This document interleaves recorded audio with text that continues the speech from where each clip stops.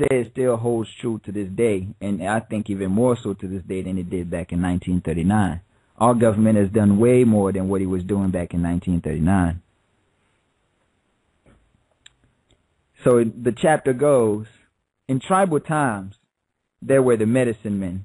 In the Middle Ages, there were the priests. Today, they are the lawyers.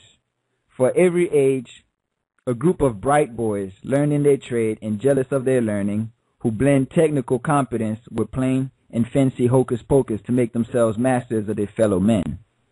For every age, a pseudo-intellectual autocracy, guarding the tricks of its trade from the uninitiated and running after its own pattern, the civilization of its day. It is the lawyers who run our civilization for us, our governments, our business, our private lives. Most legislators are lawyers. Most presidents, governors, commissioners, along with their advisors and brain trusters, are lawyers. They administer our laws. So all the judges are lawyers. They interpret and enforce our laws. There is no separation of powers where the lawyers are concerned. There is only a concentration of all government power in the lawyers. As the schoolboy put it, ours is a government of lawyers, not of men. And again, this is Self-Education Radio on Blog Talk Radio. You could call in if you have any questions or if you want to speak to the host. My name is Prince Avery, and you could call in at 646-716-9094. But getting back to what I was getting into here.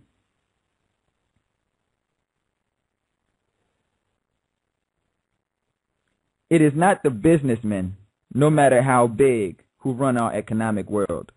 Again, it is the lawyers who advise and direct every time a company is formed, every time a bond or a share of stock is issued, almost every time material is to be bought or goods to be sold, every time a deal is made.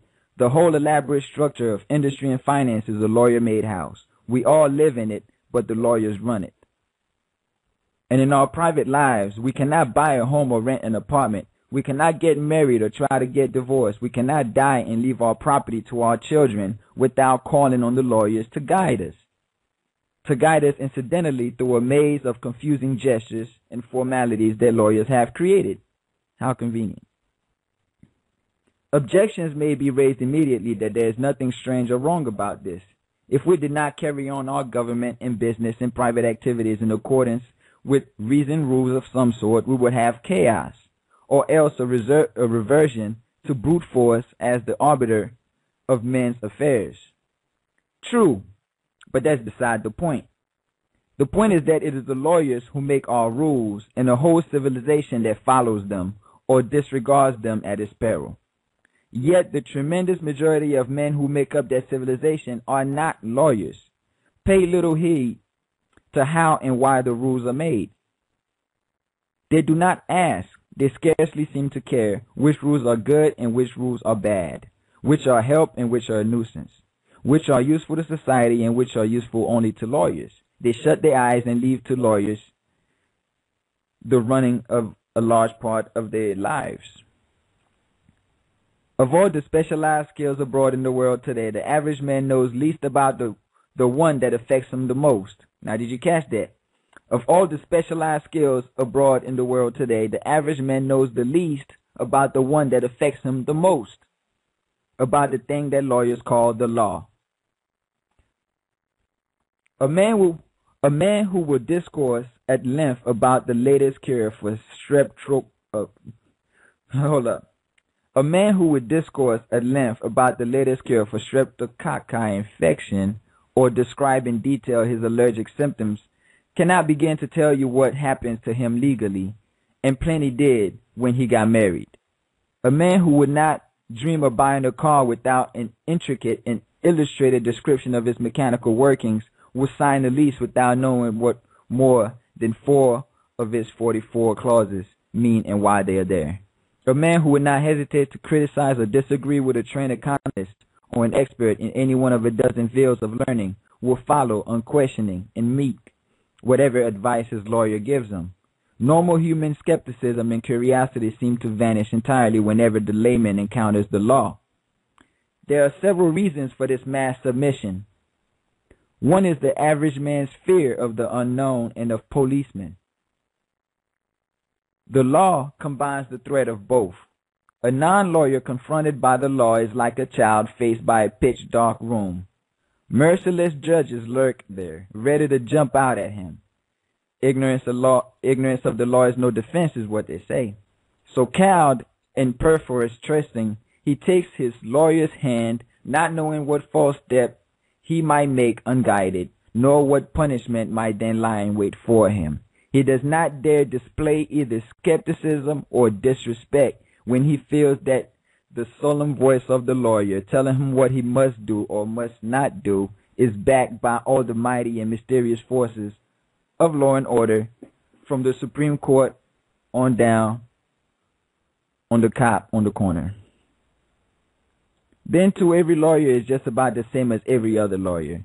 At least he has the same thing to sell. Even though it comes in slightly different models and at varying prices, the thing he has to sell is the law. And it is as useless to run from one lawyer to another in the hope of finding something better or something different or something that makes more sense, as it would be useless to run from one Ford dealer to another if there were no Chevys or Plymouths or even bicycles on the market. There is no brand competition or product competition in the lawyer's trade. The customer has to take the law or nothing. And if the customer should want to know a little more about what he's buying in direct fees or indirect fees or taxes, the lawyers need have no fear of losing business or someone else if they just plain refuse to tell. Yet lawyers can and often do talk about their product without telling anything about it at all.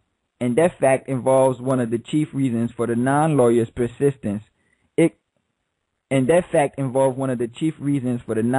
Persistent ignorance about the law. Briefly, the law is carried on in a foreign language.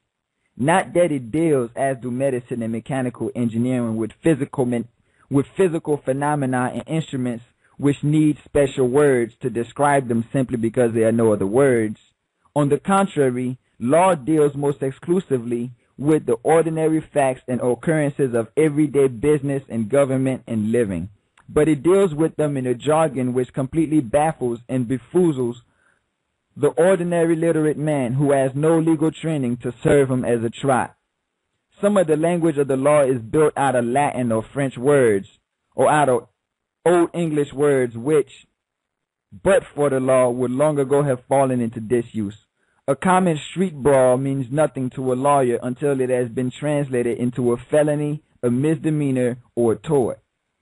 And any of those words, when used by a lawyer, may mean nothing more than a common street brawl. Much of the language of the law is built out of perfectly respectable English words which have been given a queer and different and exclusively legal meaning. When a lawyer speaks, for instance, of consideration, he is definitely not referring to kindness. All of the language of the law is such, as Mr. Dooley once put it, that a statute which reads like a stone wall to the lawman becomes for the corporation lawyer a triumphal arch. It is, in short, a language that nobody but a lawyer understands or could understand, if we are to take the lawyer's word for it. For one of the most revealing things about the lawyer's trade is the unanimous inability or unwillingness, or both, on the part of the lawyers to explain their brand of professional pig Latin to men who are not lawyers. A doctor can and will tell you what a metatarsus is and where it is and why it is there, and if necessary, what is wrong with it.